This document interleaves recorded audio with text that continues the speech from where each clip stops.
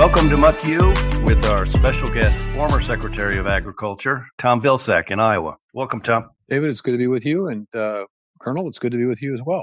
Oh, thank you. So, Mr. Secretary, first of all, how did you pick those winning numbers to get that Lotto win? Come on. It's a kind of a funny story. In a roughly 2-month period of time, the following happened in my life. I was at a dairy conference and I won the grand prize drawing, which was a $750 American Express card. I then subsequently went to a quick trip or a come and go here in Iowa. I bought a scratch-off ticket and won $200. I took $100 of that and gave it to my wife, Christy. The other $100 I pocketed, and I was in a Hy-Vee store shortly after that. And I thought, well, I'm playing on house money. So I went up to the counter and I said, give me 10 lottery tickets. The young man said, well, do you want to play the multiplier? And I had no idea what that was. And I said, well, sure. It's an extra $1. So it was $30. And I put it down and I didn't think about it. A Sunday or two later, I was in church, signed up for the raffle, the $10,000 raffle, where you buy a ticket for $100 and it's used to reduce the debt on the church property. Signed up for that raffle, put Christy's name on it. About 2 or 3 weeks after that church service, she gets a call from Father Vince advising her that she had won the $10,000 prize. God. And then a couple of weeks later, I remembered that I had purchased those lottery tickets, and I thought, well, I wonder if any of those numbers hit. And so I look at the numbers and I go, oh my gosh, I got the Powerball. That's great. And then oh my golly, I got another number. I got another number. Oh, I'll miss just one other number. So I thought to myself, I wonder if you get, 4 numbers or 5 numbers in the Powerball, I wonder if you win anything. Well, it turns out that you get $50,000 if you do. And because I had purchased the multiplier, and the multiplier that day was 3, it was a $150,000 ticket. So I'll just finish the story by saying, you don't know whether you should be happy about this or whether you should be irritated. Now, you could be irritated because if you had not gotten the Powerball number and had gotten the regular number, it would have been a $3 million because you would have won $1 million times 3. And of course, if I got all the numbers, it would have been $365 million. And you wouldn't be talking to us right now. That's No, for sure. no, not at all. Not at all. And probably wouldn't have served in the Biden administration either, for that matter. So anyway, it was quite. And I went to the lottery office. This was just before COVID struck, and so I walk in, and there's an older guy behind the counter, and I hand him the ticket, and I said, I think this is a winning number, and I was reluctant. I sort of didn't want to come across as if that it was a winning. In fact, Christy said when I told her that I had these numbers, she said, well, you better call our son and he better check. I said, honey, I can see the numbers. I'm looking. Anyway, the guy looks at me as if I'm an idiot, and he puts it through this machine, and when they put it through the machine, if you do have a winning number, it goes woohoo. That's the sound of it. Oh, right. And so it went woohoo. And he said, my golly, you do have a winning number. But he said, I can't cut a check for this amount. So they brought the lady down who was in charge of the lottery at the time. And it turned out she was the AP reporter when I was a state senator. So she immediately recognized me as the former governor, former secretary. And she thought, oh, this is a PR opportunity. And so I had to do the big check and the whole 9 yards. Yeah. So, well, I think the biggest prize was probably getting out of Washington in the last couple of weeks, I hope. Well, I've used up all my luck, I can tell you that. That's right. Listen, I've known you for a long time, and I met you in your first campaign for governor when you were down about 18 points against a congressman that he accused you of voting for a law that would allow strip clubs near schools, and the voters in Iowa obviously pretty smart about that kind of stuff and said, well, hold on a second. That's not the Tom Vilsack we've heard about. And he ended up winning in an amazing election. And you're my model for public service, Tom. And I think the world of everything you've done it with honor. You've never been caught up in any scandals or any crap. And even when you made mistakes, you tried to correct them and be open about them. And, for folks that are listening, tell them a little about your view on public service and how you got involved with maybe Biden and as well as the President Sure. Obama. Well, first of all, I think public service is a noble undertaking. I think the ancient Greeks had it right, which is that the ability to do something for your community, for your neighbors, is incredibly important if you have the honor and the opportunity to do that. you should absolutely approach it with a sense of humility and a sense of gratitude, because it is an extraordinary opportunity, and it's an extraordinary chance to make a difference in the lives of in some cases millions and tens of millions of people. The work at USDA, when you're feeding youngsters better food in their school meals, you're impacting the lives of 30 million kids every single day. When you provide summer feeding programs for them, you're impacting 20 million young people in a positive way. If you preserve and enhance the benefits of those who are struggling financially through the SNAP program, you're impacting positively 43 million. I mean, there just aren't opportunities like that in the private sector to have such a direct impact and a positive impact. And whether it's the Forest Service or the farm loans or the rural development and the housing programs and all the things that USDA does, it's just extraordinary privilege. So I know how hardworking the vast majority of people who work for the government are. I mean, the folks who worked at USDA, these are a very caring bunch. They are a very committed bunch. They are people that, and I think, David, you've seen this in North Carolina. I mean, you're talking about disaster that was unprecedented, but yet folks who may have lost their own home are at the Rural Development Office today or the Farm Service Agency office today, trying to figure out how to help their friends and neighbors through a tough period as they try to rebuild.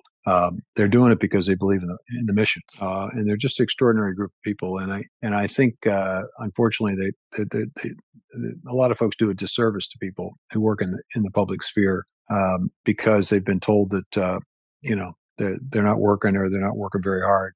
That has not been my experience in the nearly 30 years that I've been involved at every level of government, from being a small town mayor to being a governor, state senator, and a secretary, not once but twice. Joe Biden is the reason I got involved. In 1986, he ran for president briefly, and Christy and I were young volunteers for that campaign. Our job was to go around to high schools and to encourage young people who were able of voting age to participate in the caucus and do so for then Senator Biden.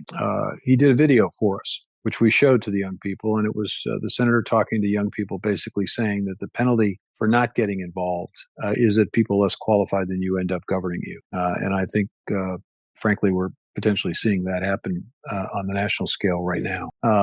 And that stuck with us and stuck with me, certainly. And he dropped out of the race. And shortly after he dropped out, the mayor of our small town was murdered in a council meeting. And his father asked me to consider running for mayor, to fill out his son's term and to continue the vision that his son had for this small town that we lived in. Because of what Joe Biden said, I made the decision to run for mayor, was successful, and had the opportunity to serve as mayor for 2 terms. The third term, I didn't really run for re-election. Told folks that 2 terms was probably enough, but it turned out that nobody ran. The ballot was empty, and I ended up, there were 1,200 votes cast, and I got 97% of them. And so they elected me again. I realized, good Lord, this is going to be a lifetime appointment. So I ran for the state Senate. Took me 6 years to realize I didn't have that legislative personality that you have to have. I wanted to be in charge. And as you mentioned, I ran for governor, and we hadn't elected a governor in 30 years. And it was a sort of a magical, fortuitous set of circumstances that created the opportunity for me to win. And I served 8 years in that capacity. And I thought my career was over, frankly. I was a Hillary Clinton supporter. I was not a Barack Obama supporter in 2008. Was Hillary Clinton's national co-chair. Was with her until the last dog died, as they say.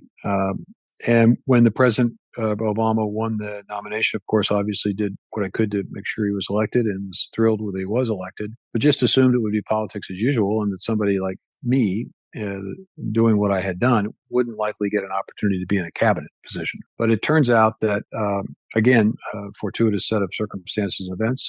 I think there were some people that were probably in line to get the ag job that didn't want the ag job and may have turned it down. And the president, while he was putting his cabinet together, also understood the team of rivals concept. I had run myself briefly for president.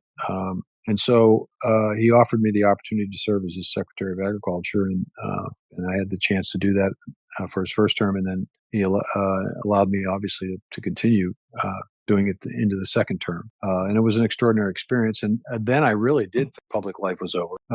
But when COVID struck, Christy and I made the decision to support Joe Biden as we had 30 years prior or so. And the president, after he was elected, called me and said that he had bad news for me. And I assumed it was that there wasn't a place in his administration for somebody who had already been in an administration, already had my chance. And he said, the bad news is I want you back at Ag. And so had a terrific opportunity to go back to a department that I love and with a lot of knowledge and information. And I think we did a lot of really solid work over the last 4 years. And I'm happy to go into the details on that because I think it's important.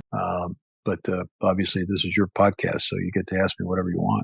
Well, I've got two questions. One is, I noticed James Wilson was the longest serving Secretary of Agriculture. And I guess apparently the longest serving cabinet member ever, 16 years. So I guess first question would be, if we can get Trump out, are you going to go back and try to break Wilson's record? And then second question would be, I know during Obama's administration, you were confirmed by unanimous consent. And with the Biden nomination, you had an overwhelming 92-7, I believe is the vote. And among the 7 were the typical names I would have expected: Ted Cruz, Josh Hawley, Rand Paul, Rick Scott. And then I see Bernie Sanders. Yes. So what happened with Bernie? Well, I think 2 things.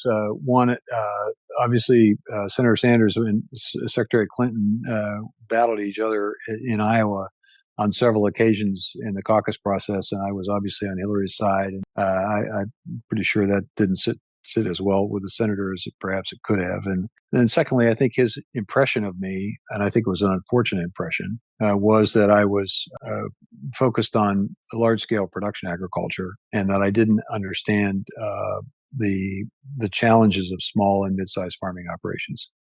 He has a consistency about the positions he takes, which you have to admire. I just don't think he ever had the opportunity to sit down and visit with me about what I thought we could get done in a Biden administration. I don't know. It may very well be if I were up again, it would be the same breakdown. But it's a remarkable. I think it's a remarkable achievement that I got Bernie Sanders and Ted Cruz and Rand Paul to agree on something. That's true. There are 2 programs in particular that fall under the Department of Agriculture that are really important here in Western North Carolina. One is the Forest Service, because as you know, we have Pisgah National Forest and Nantahala National Forest are, just central to this region. And then the other one is the SNAP program, the Supplemental Nutritional Assistance Program that aids about 1.6 million North Carolinians, about $3 billion a year. So I wonder if you could just talk a little bit about those 2, because those are really 2 key issues or 2 key programs here in Western North Carolina. Well, let me first of all say that the Forest Service is roughly 195 million acres of forested and grassland areas that are under the purview of the Forest Service. Virtually every state, not all states, but virtually every state has some connection with the Forest Service. And I will tell you that we love to talk about the importance of our national forest system. We like to talk about the beautiful vistas that it creates, the opportunities for recreation, for hunting and fishing and biking and hiking and all of the things that are connected with the outdoors. But the reality is that we as a country have consistently underfunded and undersupported the Forest Service, given the gem that it is, and given the amount of beauty that it entails, and the amount of contribution it makes to something special about this country.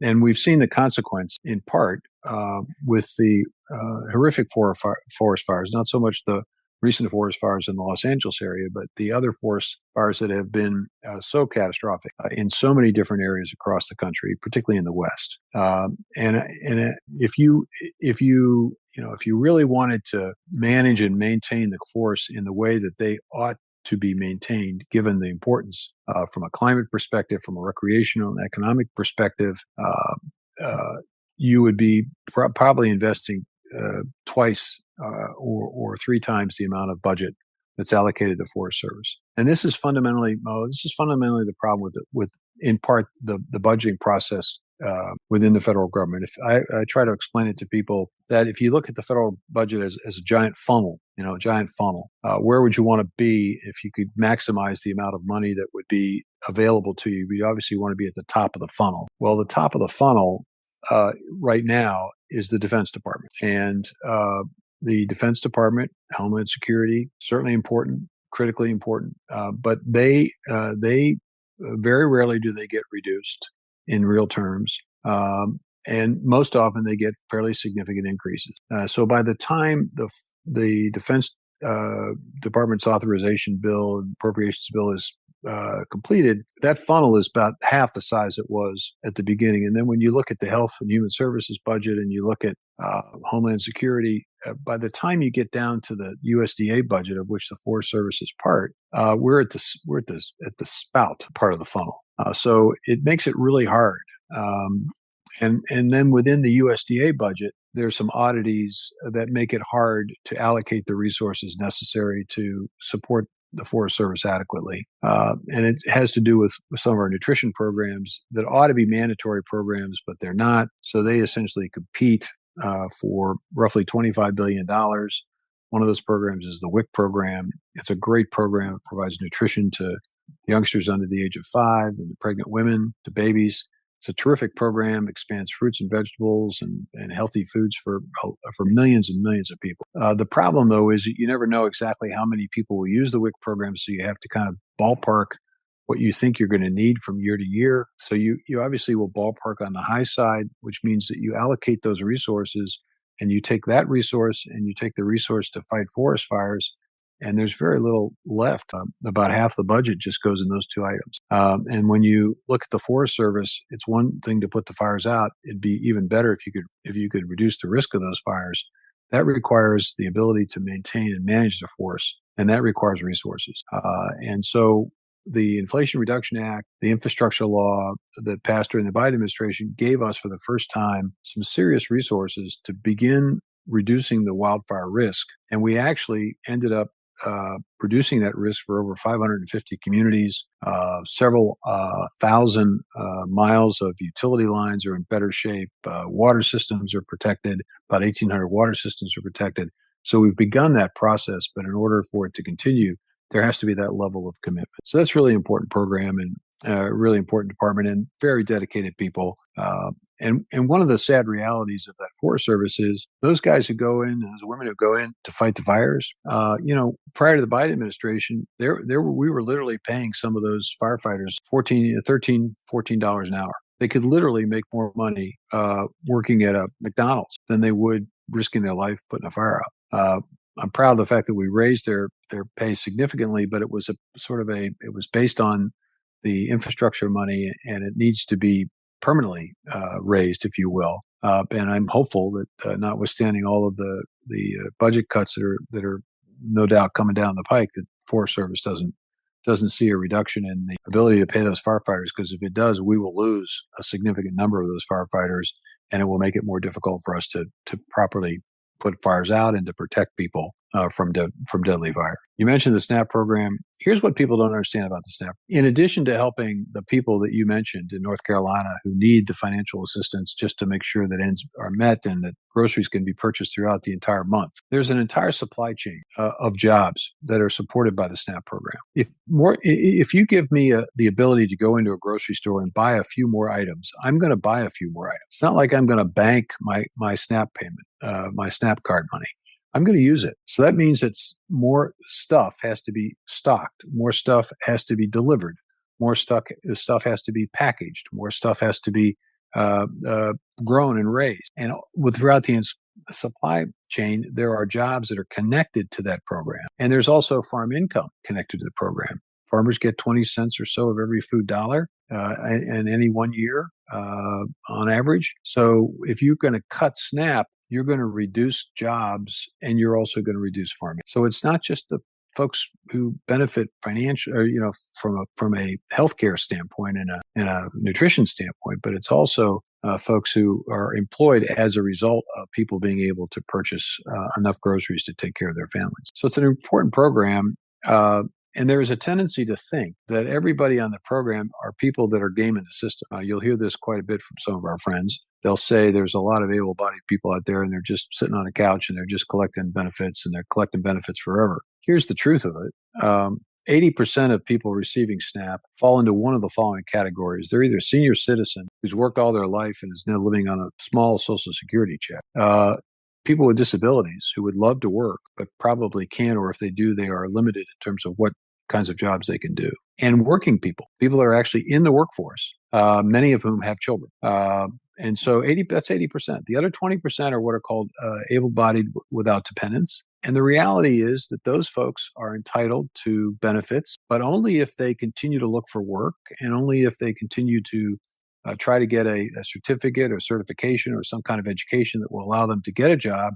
If they're not looking for work and they're not seeking education and not getting that certification, then their benefits are limited to 3 months every 3 years. And so people just don't know that. I mean, they don't know that about the program. They think everybody's gaming the system. The system's really designed to make sure that people are either working or looking for work. And the reality is that SNAP program probably supports a number of small businesses because they may not be in a position to pay their employees, something above the minimum wage. So it's an important tool, and I think it obviously impacts and affects more than the 43 million people that currently are receiving benefit. That's one of the great programs that you administered.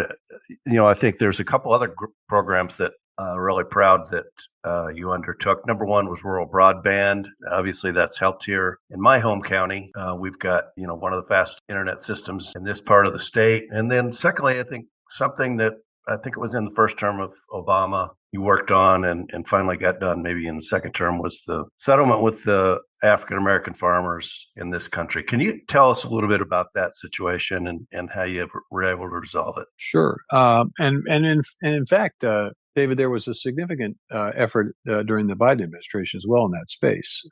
So no question, completely documented, literally thousands of circumstances and cases where African-American farmers, Hispanic farmers, Native American farmers, women farmers would go into a Farm Service Agency office back in the 1960s, 70s, and 80s, seeking assistance from the Department of Agriculture. They might be seeking a loan to start a farming operation, or they might be seeking a loan to continue to be able to plant a crop. And a variety of circumstances resulted in people being discriminated against when they sought that help. In some cases, they were denied loans that they were clearly entitled to receive. In some cases, they received loans, but the loan rate of interest was different than what white farmers were experiencing and paying. Or in some cases, they received a loan. The interest rate was the equivalent, but their loan wasn't processed and wasn't approved until late in the planting season. So they were put at a disadvantage in terms of their ability to buy the inputs and to basically plant their crop in a timely way to maximize productivity. So a combination of all of these things resulted in litigation that was filed by groups of individuals who experienced this discrimination. And all of those cases, either individual cases or class actions, were pending during the Obama year. Congress had appropriated some money to resolve what were called the Pigford cases, but the amount of money they appropriated was roughly $100 million, but it was fairly clear that the total cost of any kind of measure of justice would probably be in the billions. So I went to the president. The president gave us the ability occasionally to have one-on-one meetings at the Oval Office. And I went to President Obama and I said, Mr. President, we need more money. We need the Justice Department to understand that they need to be more flexible in terms of the resources to settle these cases. And the president agreed. And basically between myself and Eric Holder, who was then the Attorney General, and his team, Tony West and others, basically worked on settling these cases. And so we essentially settled a number of the Pigford cases involving black farmers, the Keepsiegel case, which involved Native American farmers, the Garcia and Love cases, which involved women and Hispanic farmers. There were still some residual cases or issues. In some cases, there were circumstances where individuals brought cases to USDA and went through the normal process. USDA didn't act during the Bush administration in a timely way on those on those claims. And unfortunately, people didn't recognize that when that happened, they were supposed to then take a next step of going and filing suit. They didn't know they were supposed to file the suit, so they didn't file the suit, so the statute of limitations ran on them. And so there were a number of cases that fell into that category. So during the Biden administration, we were able to ultimately secure resources under the Inflation Reduction Act that provided additional resources for additional support and additional assistance, financial assistance, not in the form of compensation, but in the form of financial assistance for those who had experienced discrimination of all kinds. This wasn't just African American farmers. This was, again, everybody, including people with disabilities who may have been in a situation where they didn't get the assistance or help that they needed. So we were able to do that. And in addition to all of that, we really changed the sort of the approach. When people get behind in the past, we were fairly quick to foreclose on people. Now, the attitude is more, let's figure out a way, can we make it work? What can we do to assist this farmer? They may have had a bad year. They may have had a circumstance beyond their control. How do we create some kind of mechanism for them to be able to stay on the farm? We want to keep people on the farm. We don't want to kick them off the farm. So we instituted a series of loan servicing reforms that I think are now helpful. We also significantly invested in a number of community organizations to ensure that people were aware of the various programs that USDA has. It's one thing to have programs. It's another thing for people to be able to understand that they could qualify and for them to understand the process they have to go through to, in fact, request assistance from the government. Sometimes it can be intimidating. Sometimes it can be daunting. And if your parents or your grandparents or your aunt or your uncle or a good friend of yours that experienced discrimination, maybe you weren't particularly keen on walking into a Farm Service Agency office, we tried to make those offices more friendly. And at the same time, we tried to create a connection between community organizations that farmers might trust, allowing those community organizations to help farmers develop a relationship with the Farm Service folks so that they could get the loan assistance and help that they needed, or that they could get conservation help through NRCS. So we entered into well over 100 contracts with organizations and entities to provide help and assistance to make sure that people across the board, large and small farming operations, were getting attention and getting the type of help that was necessary. Now, all of this was designed to continue to encourage diversity within agriculture. And when I say diversity, I don't just mean African American, Black farmers, Hispanic farmers. I'm talking about diversity in terms of how people farm, the size of their farming operation, what they farm, where they farm. This isn't just a rural issue. It's also now an urban issue. And so an effort to try to significantly expand the agricultural opportunity in this country. We went in the 1970s, the Nixon administration made the decision to transition away from a support structure and system for agriculture that managed the supply of what we grew and raised. And when we did that, when we managed supply, it made it easier for farmers to do pretty well because the supply was always managed. And so the prices were pretty good. And they were relatively stable. The decision was made in the 70s to transition to a more production orientation, a more market orientation, where the market would determine what the supply should be. Well, that creates peaks and valleys.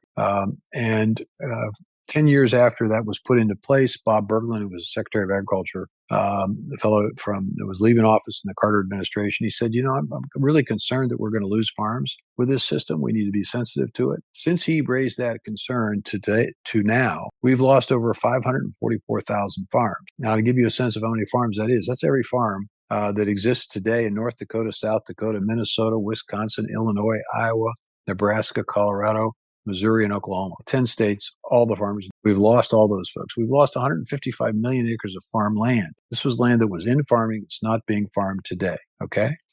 That's the land mass equivalent of Florida, Georgia, South Carolina, North Carolina, Maryland, and 60% of Virginia. It's a massive amount of land that's out of production, if you will, and not available, which is one of the reasons why land prices have gone up. And so when asked about this, the previous Trump administration, Secretary Perdue truthfully said, well, in America, you either got to get big or get out in agriculture.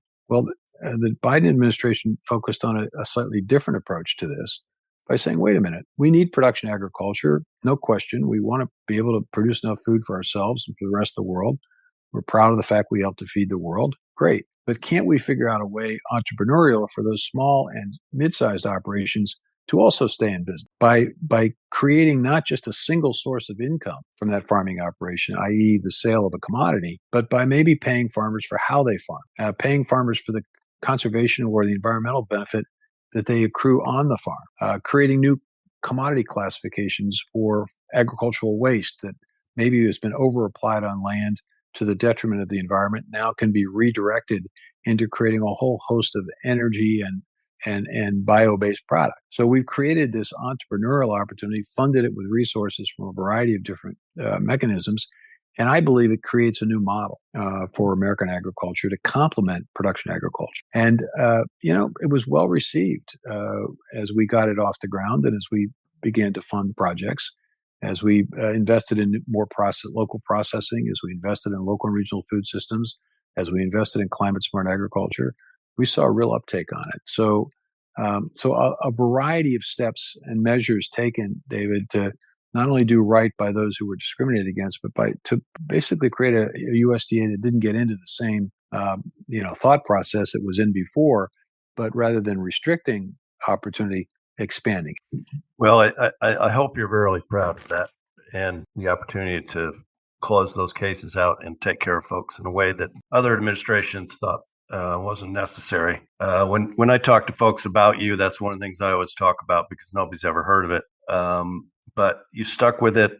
Your training as a trial lawyer, I'm sure, helped seeing it from their vantage point on why they deserve this and why the government needed to step in and do that. So I'm proud to know that you were at the helm while that was happening.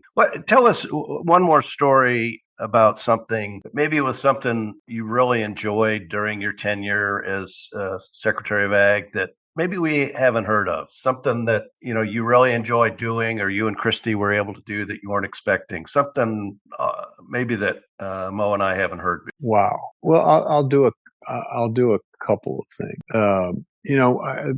I can remember I was on Air Force One with President Obama, and it was my first trip with him. And I wanted to impress him that we were focused on the right set of issues in the right place. So I thought I would impress him with the work that we're doing in the state of Illinois, given his Illinois roots. And so I thought I would show him how many home loans we had financed in the state of Illinois. So I had this, 5-minute presentation on home ownership and how important it was, how we were working on helping people buy a home. And he looked at me and he says, "You guys do home loans?" I said, "Yes, Mr. President, we do." "Really?" He said, "I thought that was HUD." I said, "No, sir, that's USDA." It turns out, Mr. President, that our loan portfolio, if you take all the loans that we're engaged in, the home loans, the broadband financing, the wastewater and water system financing, the business and industry loan program that we have, it's probably $250 billion portfolio. If we were a bank, Mr. President, we'd probably be one of the largest banks in the country. Now, that's something people do not realize. And people don't realize that those loans, they are critically important to economic opportunity in rural places. I mean, one of the best stories was, at the outset of the Tea Party, there was a guy in Minnesota who was a big Tea Party guy, and apparently he was starting a small business, and he was having a ribbon cut. And we had told folks that it's important for us to make sure that people understand that when USDA is involved, and so that they can see their government working. So we encouraged USDA personnel to show up at ribbon cuttings of activities that they were engaged in. So one of our rural development persons showed up for this ribbon cutting, and he was standing next to a group of folks who was talking to this business owner, and this business owner was talking about, I have done this on my own, and I'm proud of this day, and I didn't do it without any government help. I built this business on my own. And he looks over and he sees this guy that he doesn't recognize, and he says, "Who are you?" "I'm so-and-so from Rural Development, USDA." He said, "Well, why are you here?" Well, he said, "Sir, we're here because you wouldn't have gotten the loan without us because we guaranteed the loan at your bank. So you got to even realize that USDA had made it possible for his business opportunity to become a reality. I mean, we're in the dream making business. People have a dream of home ownership. They have the dream of a prosperous community that has access to all the bells and whistles of the 21st century technology and broadband. Or we're the dream makers when somebody needs a loan to start a new business or to expand their business, or stay in farming or start farming or to improve their farming operation. It's an amazing department that people just do. Even the people in rural America who may know a little bit about what we do have no idea about the breadth of the department. The Secretary of Agriculture can be in any place in America legitimately.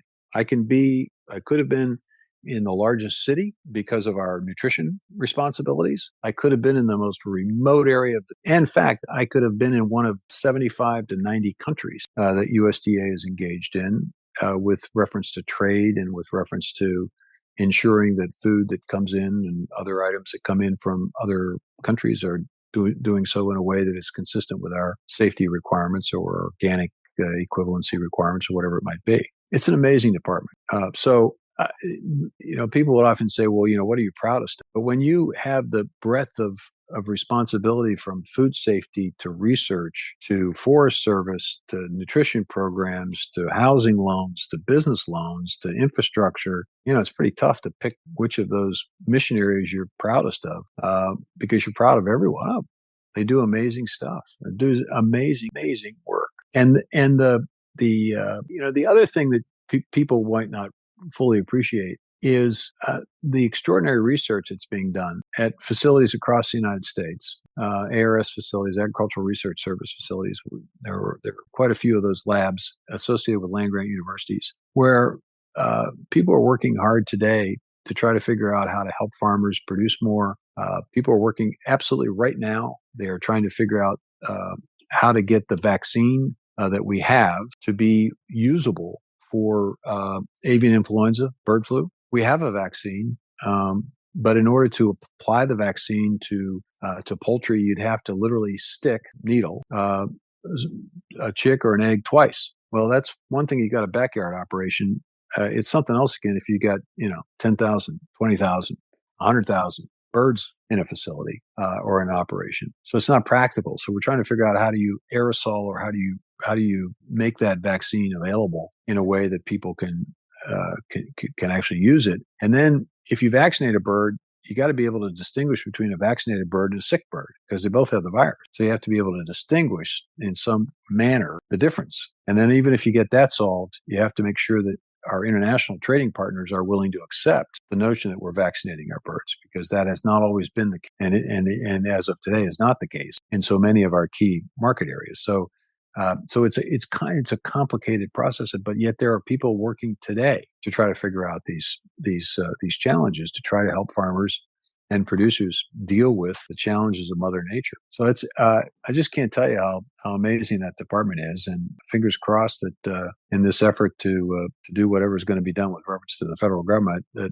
people don't screw this up because it's a department that does a lot of good for a lot of people, particularly in rural places. You mentioned having fingers crossed. I guess one area where I've got mine crossed is this issue of tariffs. Because it looked, I guess traditionally we have exported more food than we've imported, but both imports and exports are roughly 200 billion per year. And our biggest countries we import from are Mexico and Canada, and the biggest countries that we export to are China, Canada, and Mexico. So I'm just wondering, what are your thoughts on this threat of tariffs? Well, look, I totally understand the concern the administration has about fentanyl, and everybody should be concerned about that. And there should be a concerted effort to make sure that poison doesn't get into our country and doesn't do the horrific harm that it can do and is doing. But when you assess tariff, you just simply invite retaliation.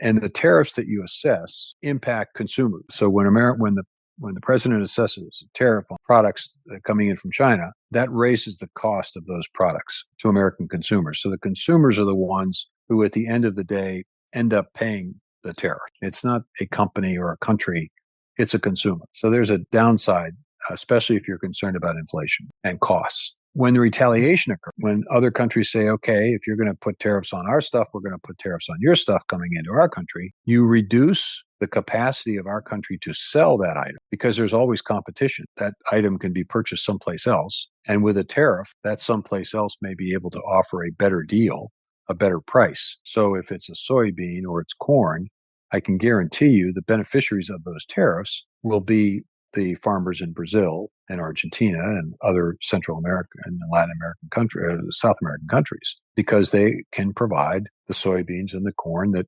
China or Mexico or Canada needs. So you essentially restrict the ability to export. And by doing that, you obviously impact and affect farmer income, because if you can't get rid of your excess, if we export 20 to 30% of everything we grow in this country, if there's no market opportunity because we're not competitive, then that crop just basically is in a bin. And the more crops in bins, the lower the price goes and the more impact it has on farm income. And you'll hear a lot of people talk about trade agreement. They'll say, by golly, we need trade agreements. We need an administration that's focused on trade agreements. Well, here's what folks listening to this need to understand. It's all well and good to talk about trade agreements, but two things. One, when the United States walks into a trade negotiation, it usually has a set of priorities based on the size and magnitude of our own economy and what needs to happen in order for our major industries to benefit from a trade agreement. So if it's steel or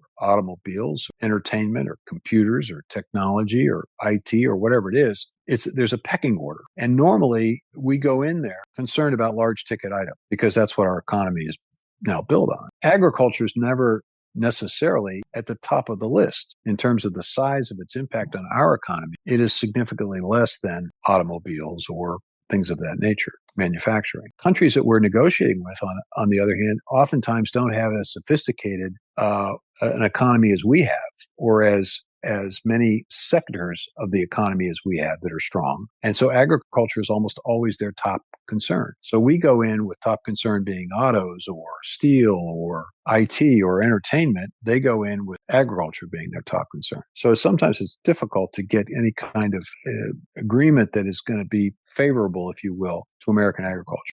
The second thing is that it's great to talk about trade agreements, but right now we do not have fast track authority from Congress for the administration, which means that if I go in and negotiate a trade agreement, I present that trade agreement for approval by Congress. Every member of Congress and every member of the U.S. Senate could propose an amendment to that trade agreement. So put yourself in a position where you're negotiating with the United States and you shake hands on what you think is a deal. It's not an up or down vote on that deal. It's a deal that then goes to Congress, and 535 individuals can say, wait a minute, I think I can make it a better deal. How many trade agreements do you think we're going to be able to negotiate? We're not going to be able to negotiate any, because people are never going to be satisfied that they actually have a deal. So it's important for Congress, and for those who were talking about trade agreements, you'll know they're serious about trade agreements when they start talking about passing fast track authority, so that once that's passed, then any trade agreement that's proposed for ratification, it's an up or down vote. You can't amend it. You're going to take it or leave it. You either like it or you don't. And that's the only way you're ever going to get to a point where you have a trade agreement that can get through the process. And then finally, it's important for Americans to understand trade and the benefits and the drawbacks to trade. There is a tendency to think that every trade agreement, we're always on the short end of it. But again, our economy is such that the choice that we have and the competitiveness of the pricing of some of the items is directly related to free trade. And so American consumers have enormous choice and oftentimes have competition, which lowers costs for them because of trade agreements. You don't see that in the discussion about trade. You always see about the concerns about jobs, understandable, about industries that are being transitioned because a changing global economy. Fair enough. Totally understand that. We don't do a particularly good job of transitioning. We need to do a better job of that so that there aren't as many people that are disenchanted, if you will, with the economy because they don't understand why their job has been eliminated because of technology or because of something that occurred in a trade agreement. So it's, tariffs are complicated and frankly, we've spent most of the Biden administration trying to figure out how to lower tariffs. And we did. We lowered tariffs on a number of agricultural products. And in fact, we had a number of record years in trade, record amount of exports. Now, today, there is not a trade surplus as there historically has been in part because our economy is a lot stronger than many of the economies throughout the world. So therefore, Americans are in a position to be able to purchase more stuff, and they are purchasing more stuff. And because economies are weak in other places, that stuff is competitively priced. So it's the strength of the American economy that's driving the imports. It's not that we haven't had enough trade agreements. It is a fact that the last time we did this tariff thing, we had to pay farmers $28 billion of support for the detriment that occurred as a result of tariffs, resulting in retaliatory tariffs and low commodity prices and no markets for what they were growing and raising. So if we in fact end up assessing tariffs against China or again Mexico and Canada in particular, our number 1 and 2 customers for a lot of what we grow and raise, I can guarantee you that the USDA will be asked to do a significant amount of additional assistance to farmers to sort of overcome the impact and the penalty that they'll suffer directly because of the tariff. Well, it looks like you're on a 5 or 6 week vacation between leaving the Biden administration and your new duties as CEO of the World Food Prize Foundation. So could you talk just a little bit about your new role you're taking on in March? Well, I'm excited about that opportunity. The World Food Prize, there is no Nobel Prize for agriculture and food. Remarkable. There's a Nobel Prize for just about everything else, but not for food and agriculture. So about almost 40 years ago, then Dr. Norman Borlaug, the father of the Green Revolution, a man who won the Nobel Peace Prize for saving hundreds of millions of lives with agricultural science, won the Presidential Freedom Medal and the Congressional Leadership Medal, Congressional Gold Medal. One of the highly decorated individuals decided that there needed to be a prize that would allow us to elevate innovation in agriculture, acknowledge people that were doing incredible work to expand and to respond to the challenge of global food and nutrition insecurity. So every year in October, there is an award ceremony that is sponsored in Iowa that acknowledges people that have done extraordinary work. And the foundation also has a significant opportunity to convene leaders from around the world, both in Des Moines and around the world. This year we'll have convenings in Washington, D.C. and in India, where we discuss issues relative to food insecurity, nutrition insecurity, and the strategies and challenges of trying to respond to an ever-increasing world population and an ever-increasing number of those who are food insecure or are receiving improper nutrition. It's a massive responsibility that we all have, and it's an opportunity for the World Food Prize to basically complement the work that is being done by the Department of Agriculture and other nonprofit organizations to try to respond to the challenge here in the United States and abroad. We also have a number of youth activities where we engage youngsters from over 20 states and a number of foreign areas where we challenge them to think about this issue of food insecurity and nutrition insecurity and ask them to think about solutions that may be working at the local level and how they could be scaled up, or have them suggest ways in which this could be addressed, and then present those findings, if you will, to policymakers. So it's a year-long set of activities and events with a focus on global food security and nutrition security, really lifting up innovation and hopefully inspiring the next generation of young people to get engaged in a career in food and agriculture. And that program was expanded, I think, while you were in your first term as governor. Is that correct? Well, we increased the amount of resources that's right. available to the World Food Prize. And then I developed a program in Iowa called Vision Iowa, where we were contributing money for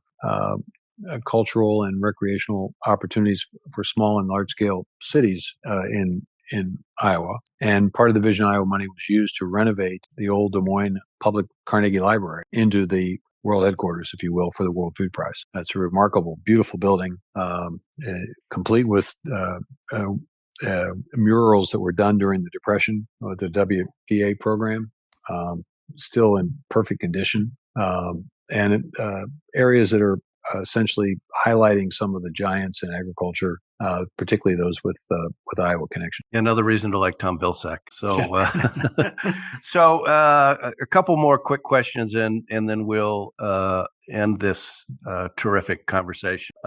Politics. Any chance you or Jess or Christy or your son might get into politics in the near future? I think the chances of that are highly unlikely. Okay. Well, we'd love to see Jess run for governor in Iowa maybe someday. That Vilsack name still matters there. Yeah, well, I don't. Jess is. I think he's decided he wants to be behind the scenes and not in front of the audience.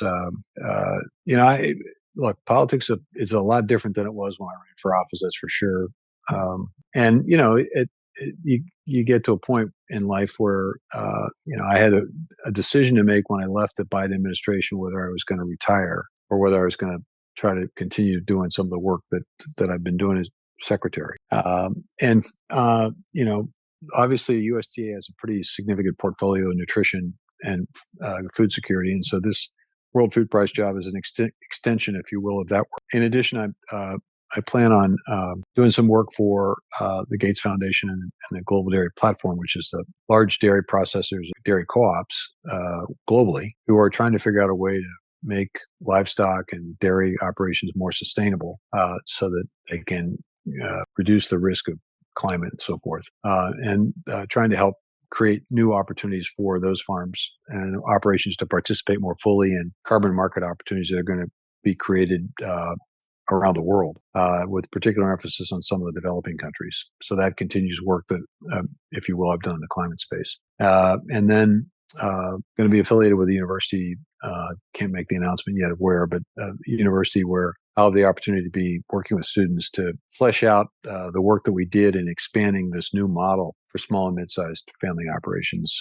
creating new income sources for them. So it's a full portfolio, if you will, of allowing me to continue working in the space I've been working for the last number of years. And I concluded that I wouldn't do very well in retirement. And so we'll see how that goes at my age. But a political career, a political opportunity that's not in the cards. Yeah, well, I think you've given enough to this country, and you're still a young guy though, so you got lots of time to have God fun. God bless with, you for saying a 74-year-old guy's a young guy. Well, come on, 74 is the new 54. Come on, let's be honest.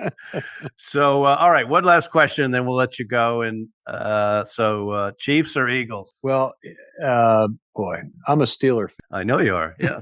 Born and raised in Pittsburgh. And so I don't want the Chiefs to get 3 in a row, because then that would allow them to say with some degree of confidence that they're the best team ever. Still like to think the Steelers of the 70s were pretty good. But man, I don't know how you beat Mahomes, that son of a gun. I don't know how he does it. He doesn't even look like a quarterback, He doesn't.